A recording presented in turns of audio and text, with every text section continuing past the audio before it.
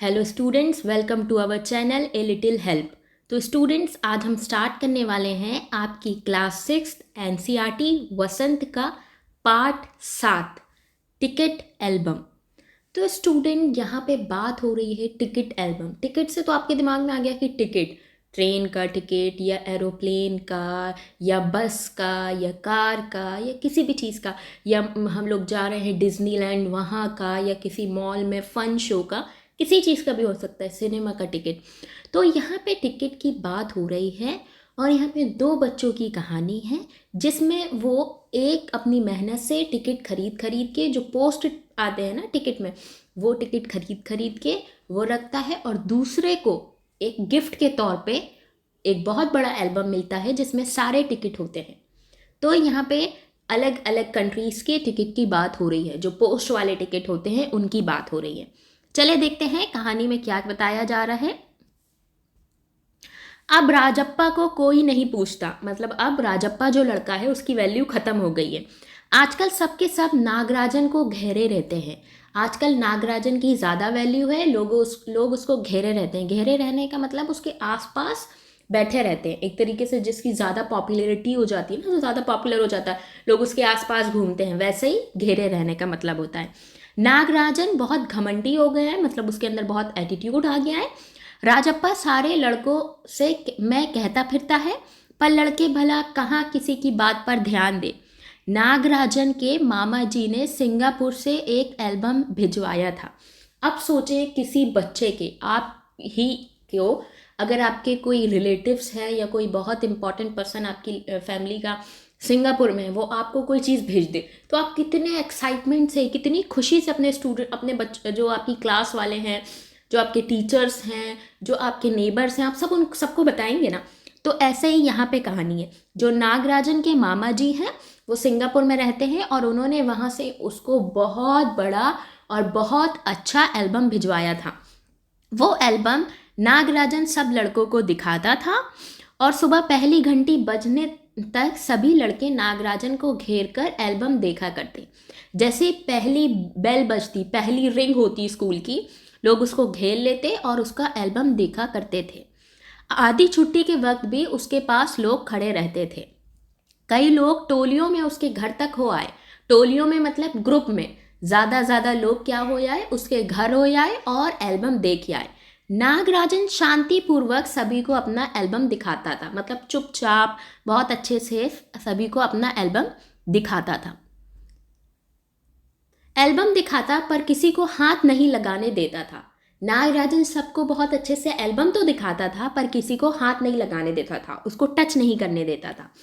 Album को गोद में रख लेता और एक एक पन्ना पलटता। लड़के बस उसको दूर से ही देखकर बहुत खुश होते रहते थे। देखें, यहाँ पे फोटो भी है कि ये जो नागराजन है वो बुक को पकड़े हैं, एल्बम को पकड़े हैं, और यहाँ पे ये देखें टिकट लगाए गए ताकि आपको समझ में आए कि ये टिकट एल्बम है। और सारे बच्चे दूर से खड़े होकर देख रहे हैं और सब बच्चों का एक्सप्रेशन देखें कि ये कितनी लड़की खुश है, ये कितना एक्साइटमेंट वाला फेस है, ये ओ कि वाह ये कितना अच्छा है। तो वैसा है। तो यहाँ पे बताया जा रहा है कि नागराजन किसी को भी उसको क्या नहीं करने देता था, टच नहीं करने देता था। चलें आगे देखें। और तो और लड़कियां भी उसके एल्बम को देखने के लिए बहुत ज़्यादा उत्सुक होती थी। उत्सुक मतलब एक्साइटमेंट। ओके स्टूडेंट्स, पार्वती लड़कियों की एक दरोगा किस्म की थी। मतलब एक होता है ना कि आपकी क्लास में एक ग्रुप होगा, जिस ग्रुप को कोई एक लीड करता होगा, मतलब एक बहुत अच्छा बच्चा। तो वैसे ही जो पार्वती थी वो लड़कियों में एक अगुवा बनी और आगे आई, और उसने क्या किया, लड़कियों को दिखाने के लिए एल्बम मांगा। लड़कियों में सबसे ज़्यादा तेज तर्रार वही लड़की थी, मतलब पार्वती थी। नागराजन ने कवर चढ़ाकर एल्बम पार्वती को दे दिया। शाम तक लड़कियां भी एल्बम देखती रहीं और वो एल्बम पार्वती के पास ही रहा शाम तक। अब राजप्पा के एल्बम को कोई पूछने वाला नहीं था। अब जो दूसरा लड़का है, जो अपनी मेहनत से एक एक टिकट जाके खरीदता है और एल्बम बनाता है, उन टिकट को चिपका चिपका के, उसको अब उसके एल्बम को देखने वाला कोई नहीं था। क्योंकि कोई आप ही सोचें कि कोई सिंगापुर, यूरोप या अमेरिका से आया हुआ एल्बम देखेगा या कोई जो लोकल इंसान बना रहा है उसको देखेगा। क्योंकि हम लोगों के दिमाग में एक चीज़ पहले से बैठ जाती है ना कि इतनी अच्छी जगह से आया मतलब ये बहुत अच्छा होगा। जैसे आप लोगों के वहाँ से अगर कोई फॉरेन से आता होगा तो आपको चॉकलेट देता होगा तो आपको लगता होगा फॉरेन से आया है ना ये इंसान, तो ये चॉकलेट तो बहुत ही अच्छी होगी, मैं ये खाऊंगा, मैं अपने दोस्तों को नहीं दूंगा, बस मैं सबको बताऊंगा कि मुझे मिली है। तो ऐसे ही यहाँ पे था कि राजप्पा के एल्बम को अब कोई नहीं पूछता था, उसकी शान अब घट रही थी, मतलब उसकी वैल्यू, उसकी जो पावर थी, जो उसकी पोजीशन थी वो अब रिड्यूस हो रही थी, वो लेवल डाउन हो रही थी। राजप्पा की एल्बम की लड़कों में काफ़ी तारीफ रही थी। पहले राजप्पा के भी एल्बम की लोग तारीफ करते थे। मधुमक्खी की तरह एक एक करके टिकट जमा किए थे उसने। उसे तो बस एक ही धुन सवार थी। सुबह 8 बजे वह घर से निकल जाता था, टिकट जमा करने लड़कों के चक्कर लगाता था। 2 ऑस्ट्रेलिया के टिकटों के बाद एक फिनलैंड का टिकट लेता। 2 ऑस्ट्रेलिया के टिकटों को मतलब टिकटों को वो पहले जमा करता, इकट्ठा करता, फिर उसके बदले में एक फिनलैंड के टिकट लेता कि अब मेरे पास अलग अलग कंट्री के टिकट होना चाहिए। 2 पाकिस्तान के बदले एक रूस का लेता। बस शाम जैसे ही घर लौटता बस्ता कोने में पटक कर अम्मा से चबेना लेकर निकल जाता, जेब में भर लेता और खड़े खड़े कॉफ़ी पीकर निकल जाता। 4 मील दूर अपने दोस्त के घर से कनाडा का टिकट लेके पगडंडियों से होकर भागता। यहाँ पे चबेना मतलब कोई भी चीज़ जो आप अपने पॉकेट में रख लें और चबा लें। वो भुने हुए चने भी हो सकते हैं, वो कोई ड्राई स्नैक्स भी हो सकते हैं, वो कुछ भी हो सकता है, ठीक है। तो यहाँ पे चबेने का मतलब ये है। ओके स्टूडेंट्स, चलें आगे देखें। ये देखें यहाँ पे बात हो रही है कि एक है जिसके पास एल्बम है, लेकिन उसकी वो मेहनत वाला एल्बम है जो उसने बहुत मेहनत मशक्क़त से बनाया है एक एक टिकट खरीद के। और ये जो दूसरा बच्चा है जिसको सिंगापुर से उसके मामा ने भेजा है, उसके पास पूरी भीड़ इकट्ठा है और इसको कोई पूछ भी नहीं रहा है। पहले इसको भी लोग पूछते थे, इसके एल्बम की भी पहले लोग बहुत तारीफ करते थे। भर में उसका एल्बम सबसे बड़ा था। सरपंच के लड़के ने उसे एल्बम को 25 रुपये में खरीदने को कहा था। जो दूसरा लड़का है जिसने मेहनत से उसको बनाया है एल्बम को, उसी के एल्बम को सरपंच जो था वहाँ के गांव का, वहाँ के ज़िले का, उसके लड़के ने 25 रुपये में खरीदने को कहा था। लेकिन राजप्पा ने नहीं माना। राजप्पा बहुत घमंडी था। उसने अपनी ज़बान में बड़बड़ाया कि 25 में, तीखा जवाब दिया, तुम्हारे घर में जो प्यारी बच्ची है क्या तुम उसे दे दोगे मुझे 30 रुपये में? सारे लड़के हंसने लगे। उसने ऐसा बोला क्योंकि जब राजप्पा से बोला गया कि तुम 25 में दे दो मुझे 25 रुपये में, तो वो गुस्सा आ गया कि मेरा इतने महंगे, इतनी मेहनत से जिस मैंने एल्बम को बनाया उसको सिर्फ मैं 25 रुपये में तुमको दे दूँ? मैं बिल्कुल नहीं दूंगा। और वो गुस्से में बड़बड़ाने लगा और उसने कहा कि तुम अपने घर में जो तुम्हारी छोटी सी बच्ची है, तुम्हारे घर में जो छोटी सी तुम्हारी बहन है, वो मुझे दे दो 30 रुपये में। ऐसा वो बोल के चला गया। सारे लड़के उसकी बात पे, राजप्पा की बात को सुन के हंसने लगे। पर अब कोई उसके एल्बम की बात नहीं करता था। और तो और सब उसके एल्बम की तुलना नागराजन के एल्बम से करते थे और लोग कहते थे कि जो राजप्पा का एल्बम है वो फिसड्डी है। फिसड्डी का मतलब ये समझ लो उसकी कोई वैल्यू नहीं है या वह बहुत नीचे लेवल का है, ऐसा हम लोग कहते हैं ना, फिसड्डी हो मतलब तुम कुछ भी नहीं हो, वैसा। पर राजप्पा ने नागराजन के एल्बम को देखने की इच्छा कभी नहीं की थी, क्योंकि जो राजप्पा था वो तो जलन में मतलब जेलेसी में मरा जा रहा था ना कि क्यों वो देखेगा नागराजन के एल्बम को, क्योंकि उसके दिमाग में ये था कि पहले लोग मेरी तारीफ करते थे, मेरे एल्बम की बात करते थे, अब ये क्या हो गया है कि लोग मेरे एल्बम को नहीं देख रहे हैं, किसी और एल्बम को देख रहे हैं।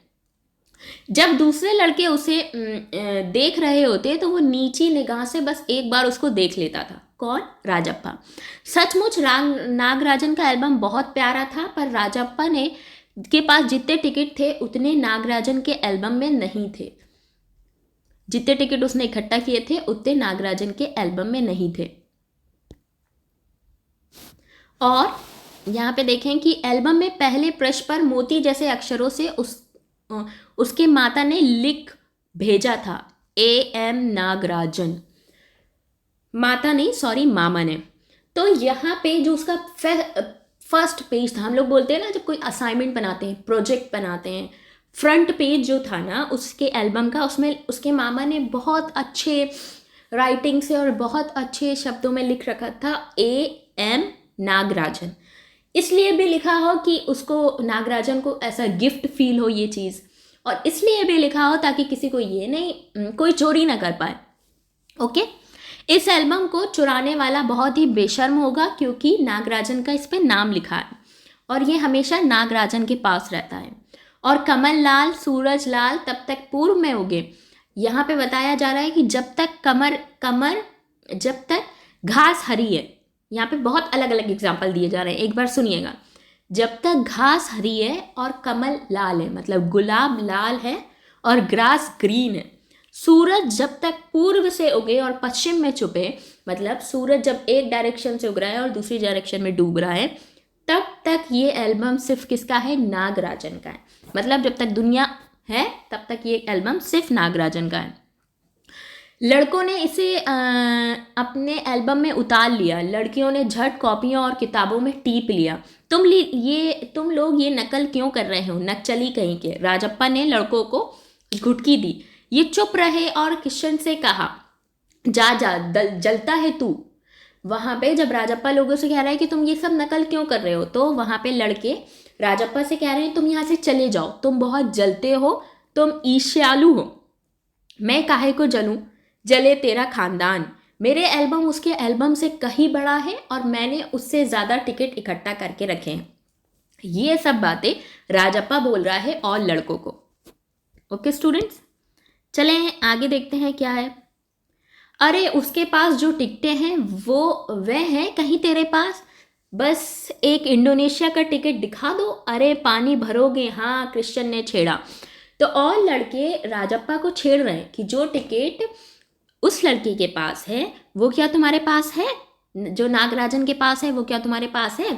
तो जो दूसरे लड़के हैं, जो क्रिश्चियन है, वो कह रहा है राजप्पा से कि बस तुम एक इंडोनेशिया का टिकट दिखा दो। अगर तुम कहते हो कि तुम्हारा एल्बम बहुत बड़ा है और बहुत अच्छा है और तुमने बहुत मेहनत से बनाया है, तो वो चीज़ें दिखा दो। पर मेरे पास जो टिकट है वह कहाँ है उसके पास। राजप्पा ने फिर ललकाया।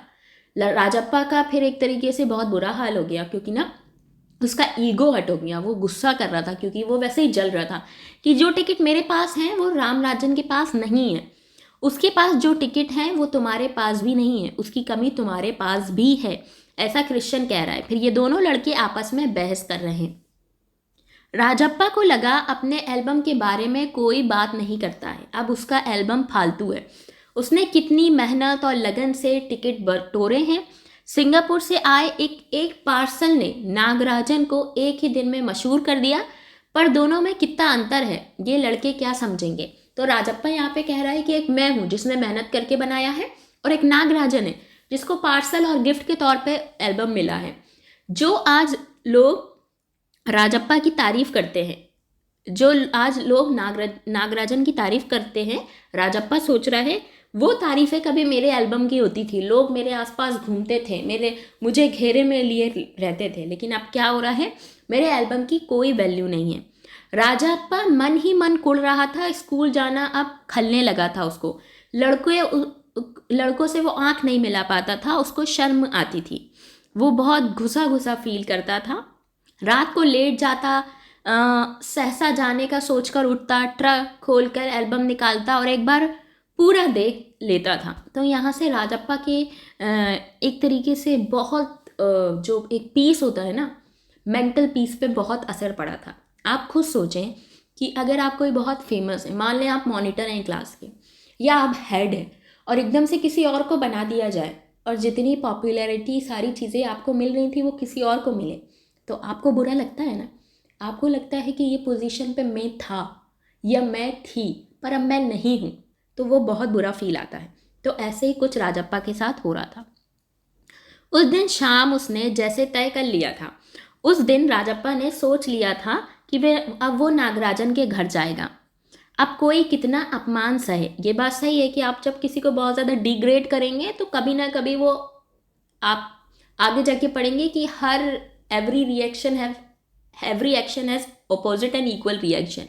इसका मतलब आप जिस तेज़ी से, जिस चीज़ों से किसी का मतलब आप अपमान करेंगे तो सामने वाला भी कुछ कहेगा, वो ज़्यादा देर चुप नहीं रहेगा। ओके, तो यहाँ पे जो बात है तो वहाँ पे राजप्पा ने सोच लिया था कि मैं नागराजन के घर जाऊँगा। नागराजन के हाथ अचानक एक एल्बम लग गया है। बस यही ना, वे क्या जाने यहाँ पे राजप्पा सोच रहा है कि नागराजन को तो भी पता भी नहीं है कि मैंने कितनी कीमत लगाकर, कितनी मेहनत करके, कितना पैसा लगा के टिकट इकट्ठा किए थे और अपना एल्बम बनाया था। और वो टिकट जितना बड़ा होगा उतनी ही कीमत होगी। मैंने तो इतने ज़्यादा टिकट इकट्ठा किए हैं। बड़े देश का टिकट कितना कीमती होता है ये नागराजन क्या जाने, उसको तो मुफ्त में मिल गया है। उसके पास जितने भी फालतू टिकट हैं उन्हें टरका कर उसे अच्छे टिकट झाड़ लेगा। कितनों को तो उसने यूं ही उल्लू बनाया है, कितनी चालबाजी करनी पड़ती है। नागराजन भला किस खेत की मूली है। राजप्पा नागराजन के घर पहुंचकर ऊपर गया, क्योंकि वो अक्सर आया जाया करता था और नागराजन और राजप्पा दोनों दोस्त थे, तो उसको किसी ने रोका भी नहीं। ऊपर पहुंचकर वो नागराजन की मेज़ के पास पड़ी कुर्सी पर बैठ गया, जो टेबल होती है ना जिसमें आप स्टडी करते हो, लोग बोलते हैं ना स्टडी टेबल, वहाँ पर। कुछ देर बाद नागराजन की बहन समाक्षी ऊपर आई। जब उसने देखा कि नागराजन का कोई दोस्त आया है तो उसकी बहन ऊपर आई। भैया शहर गया है। अरे हाँ, तुम्हें भैया का एल्बम देखा? उसकी बहन ने भी एल्बम की बात शुरू कर दी। राजप्पा हेकड़ी मार के कहने लगा। राजप्पा को हाँ कहने में हेकड़ी हो रही थी, मतलब बहुत अजीब से अंदर सा हो रहा था, अच्छा महसूस नहीं हो रहा था। बहुत सुंदर एल्बम है, सुना है स्कूल में सभी उसकी बात करते हैं और इतना बड़ा एल्बम किसी के पास नहीं है। तो राजप्पा फिर से बहुत गिल्टी महसूस करने लगा। तो राजप्पा ने कहा, किसने कहा तुमसे कि उतना बड़ा एल्बम किसी के पास नहीं है? तो उसकी जो बहन है रामराजन की, उसने बोला, भैया ने बताया है। बड़े से क्या मतलब हुआ, आकार में बड़ा या एल्बम बड़ा हो गया? उसकी चिड़चिड़ाहट आवाज़ में साफ दिख रही थी। राजप्पा कहता है उसकी बहन से, ये बताओ कि बड़े से क्या मतलब है तुम्हारा? टिकट ज़्यादा है या साइज़ में बड़ा है? और वो चिड़चिड़ा के बोल रहा था, मतलब बहुत अजीब टोन में बोल रहा था। समाक्षी कुछ देर वहाँ बैठी रही, फिर वो नीचे चली गई। राजप्पा मेज़ पर बिखरी किताबों को टटोलने लगा। अचानक उसका हाथ दरवाजे के ताले में टकरा गया। उसने ताले को खींचकर देखा, बंद था। उसे खोलकर देखा, मेज़ पर उसकी चाबी पड़ी हुई थी। राजप्पा वहाँ बैठा हुआ था। उसने देखा, फिर उसने ताले को खोला। सीढ़ियों के पास जाकर उसने देखा, अब तो कोई नहीं था। फिर जल्दी से उसने दराज खोली। एल्बम ऊपर ही रखा हुआ था। उसने पहला पृष्ठ खोला, मतलब पहला पेज खोला। उन वाक्यों को उसने दोबारा पढ़ा। उसका दिल तेज़ी से धड़कने लगा। फिर क्या हुआ, एल्बम को झट कमीज़ के नीचे राजप्पा ने छुपाया और वहाँ से, उसके घर से, रामराजन के घर से वो सीढ़ियाँ उतरते हुए भाग गया। घर जाकर वो सीधे अपने पुस्तक की अलमारी के पास गया और पीछे की और अलमारी में उसने एल्बम छुपा दिया। उसने बाहर आकर झाँका अपने घर में।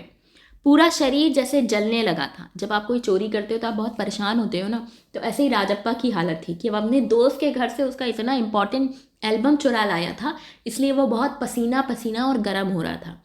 उसका गला सूख रहा था और चेहरे पे तमतमाने लगे थे। चेहरा तमतमाने लगा मतलब एक शर्म होती है ना कि आपकी आवाज़ नीची हो जाती है, आपका चेहरा बिल्कुल काला पड़ने लगता है क्योंकि आपने गलत काम किया होता है। रात 8 बजे अप्पू आया। हाथ पांव हिलाकर उसने पूरी बात कह सुनाई। अब जो दूसरा दोस्त है वो आया राजप्पा के पास और उसने बताया कि रामराजन का जो एल्बम है वो चोरी हो गया है। सुना तुमने, रामराजन का जो एल्बम है वो खो गया है। वो कहीं गया था मार्केट और जब वो वापस आया तो उसका एल्बम वहाँ से गायब था। राजप्पा चुप रहा, वो कुछ नहीं बोला। रात में खाना नहीं खाया उसने, पेट जैसे भरा हुआ था उसका। सारा घर चिंतित हो गया, उसका चेहरा भयानक हो गया। अब बात हो रही है किसकी? अब हो रही है रामराजन की, कि जब उसका एल्बम नहीं मिला तो रामराजन बहुत परेशान हो गया। वो खाना नहीं खा रहा था, वो रो रहा था, उसको नींद नहीं आ रही थी। सुबह अप्पू दोबारा राजप्पा के पास आया और उसने बताया कि रामराजन के घर में बहुत बुरे हाल हैं। कल तुम उसके घर गए थे? अप्पू ने पूछा। राजप्पा की सांस जैसे अटक गई हो, क्योंकि कहते ना चोर की दाढ़ी में तिनका, तो राजप्पा चोरी कर लेके आया था। और जब उसका दूसरा दोस्त अप्पू ये बात पूछ रहा था कि तुम राम राजन के घर कल गए थे, तो वो बहुत ज़्यादा चला गया उस फेस में कि अब लोग मुझ पर शक कर रहे हैं। उसने कहा, समाक्षी ने कहा था कि हमारे जाने के बाद खाली तुम ही आए थे, अप्पू बोला। राजप्पा को समझने में देर नहीं लगी कि अब लोग मुझ पे ही शक करेंगे। कल रात से नागराजन लगातार रो रहा है और अब शायद उसके पापा पुलिस में भी खबर करें, ऐसा अप्पू बोल रहा है। राजप्पा फिर भी चुप है। अप्पू एक तरीके से ना घी डाल रहा है आग में, लेकिन राजप्पा फिर भी चुप है। उसके पापा डीएसपी के दफ्तर में काम करते हैं, वो तो पलक झपकते ही एक कंप्लेन करेंगे और पुलिस आ जाएगी। वे तो भला अप्पू के भाई ढूंढता हुआ और अप्पू चलता बना। राजप्पा के पापा दफ्तर चले गए थे, बाहर का किवाड़ बंद था। राजप्पा अभी तक बिस्तर पर बैठा हुआ था। आधा घंटा गुजर गया और वो इसी तरह बैठा रहा। तभी बाहर की साकल खटकी। साकल खटकी मतलब कुंडी। कुंडी पहले लोग कुंडी लगाते थे, ऐसे डोर परमानेंट क्लोजिंग वाले नहीं होते थे कि आप 1 राउंड में क्लोज कर दो, तो कुंडी हुआ करती थी। अब अभी भी कुछ आप गांव में जाएंगे अपने दादी नानी के वहाँ, तो आप देखेंगे वो चीज़ें। तो राजप्पा को लगा जब उनकी माँ ने कुंडी खड़काई तो कि पुलिस आ गई है, तो वो बहुत घबरा गया। उसने एल्बम को छुपा लिया और ये सारी चीज़ें इस पैराग्राफ में बताई गई हैं। लेकिन जब उसने दरवाज़ा खोला तो मम्मी थी और उसकी मम्मी माताजी कह रही थी कि अगर तुम थोड़ी देर और नहीं खोलते तो मैं गेट बजा बजा के तोड़ देती।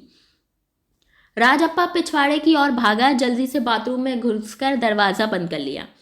अम्मा ने अंगीठी पर गर्म पानी की देगची चढ़ा दी थी। गर्म पानी, अंगीठी मतलब एक चूल्हे की तरह होता है जिसमें आग कम होती है, अंगारों में ज़्यादातर चीज़ें पकती हैं। उसने एल्बम को अंगीठी में डाल दिया। एल्बम जलने लगा। कितने प्यारे टिकट थे। राजप्पा की आंखों में आंसू आ गए। तभी अम्मा की आवाज़ आई, जल्दी से आ तो नहाकर, नागराजन तुझे ढूंढता हुआ आया है। यहाँ पे क्या किया, राजप्पा ने नागराजन के एल्बम को जला दिया, क्योंकि अब उसने चोरी की थी और वो उसको कमिट करता तो उसकी और वो गिल्ट फेस में चला जाता जब लोग उसको बताते। पर ये गलत है, जब हम कुछ गलत काम करें तो हमको उसको एक्सेप्ट करना चाहिए और लोगों को बताना चाहिए कि अब वो ऐसा आप नहीं करेंगे। जब वो नहा रहा था उसने अंगीठी में एल्बम डाल दिया, तो उसकी अम्मा ने कहा राजप्पा ने कि देखो तुमको ढूंढते ढूंढते नागराजन आया है। राजप्पा उसने निकर उतार दी और गीला तौलिया लपेटकर वो बाहर आ गया। कपड़े बदलकर वह ऊपर गया। नागराजन कुर्सी पर बैठा हुआ था। उसे देखते ही वो बोला, मेरे एल्बम खो गया है यार। उसका चेहरा उतरा हुआ था, काफ़ी रोकर आया था शायद। कहाँ रखा था तुमने? राजप्पा ने पूछा। शायद दराज में, शहर से लौटा तो गायब। नागराजन की आंखों में आंसू थे। राजप्पा का चेहरा बचाकर उसने आंखें पोंछ ली। रो मत यार। राजप्पा उसको चुप करा रहा था। वो राजप्पा को भी अब गिल्ट हो रहा था, तो वो उसको चुप करा रहा था। उसको बहुत प्यार से बोल रहा था फकर फकर कर कि तुम चुप हो जाओ, ऐसा नहीं करो। राजप्पा के दिमाग में पता नहीं क्या आया। वो झट से नीचे आया और वो अपना एल्बम लेके गया और उसने कहा कि ये तुम एल्बम रख लो। तो रामराजन को लगा कि ये मजाक कर रहा है। उसने कहा कि नहीं। रामराजन ने कहा तुम मुझे बहला रहे हो, तुम मुझे अपना एल्बम क्यों दोगे? तो राजप्पा ने कहा नहीं, तुम मेरा एल्बम रख लो। तो राजप्पा सोच रहा था, रामराजन सोच रहा था कि ये कैसा चमत्कार है कि राजप्पा अपना इतना इंपॉर्टेंट एल्बम मुझे दे रहा है। लेकिन राजप्पा बार बार अपनी बात दोहरा रहा था। ठीक है, इसे तुम रख लो, पर तुम क्या करोगे? ऐसा रामराजन पूछ रहा था। मुझे नहीं चाहिए। क्या तुम्हें एक भी टिकट नहीं चाहिए? तो उसने कहा नहीं, मैं बिना टिकट के रह लूँगा। रोते क्यों हो रामराजन? ले, इसे एल्बम को तू ही रख ले, इतनी मेहनत की है तूने। रामराजन बोला। नहीं, तुम रख लो, लेकर चले जाओ। चले जाओ यहाँ से। वे चीखा और फूट फूट कर रो दिया। रामराजन की समझ में आ गया कि वह एल्बम लेके नीचे उतरा। कमीज में आंखें पोंछता हुआ राजप्पा भी नीचे उतरा। बहुत बहुत धन्यवाद, मैं घर चलता हूँ। रामराजन सीढ़ियाँ उतरने लगा। सुनो राजू, राजप्पा ने पुकारा। नागराजन ने उसे पलटकर देखा। एल्बम दे दो, मैं आज रात जी भरकर इसे देखना चाहता हूँ, कल सुबह तुम्हें दे जाऊंगा। ठीक है, नागराजन ने उसको एल्बम लौटा दिया और चला गया। राजप्पा ऊपर आया, उसने दरवाज़ा बंद कर लिया और एल्बम को छाती से लगाकर फूट फूट कर रो दिया। तो यहाँ पे आपको क्या समझ में आया पार्ट में, कि उसने जो गलती की, उसने उसकी इतनी इम्पॉर्टेंट चीज़ ली तो अपनी इम्पॉर्टेंट चीज़ भी उसको दी। ये जो पाठ है वो सुंदरा रामस्वामी लेखक के द्वारा लिखा गया है और ये इसको तमिल में लिखा गया था। तमिल से हिंदी में अनुवाद सुमति अय्यर ने किया है। ओके, तो ये पार्ट यहीं ख़त्म होता है। आपको भी राजप्पा की तरह नहीं करना है। Okay, all the best for your exams. और अब मिलते हैं नेक्स्ट वीडियो में, तब तक के लिए बाय एंड टेक केयर।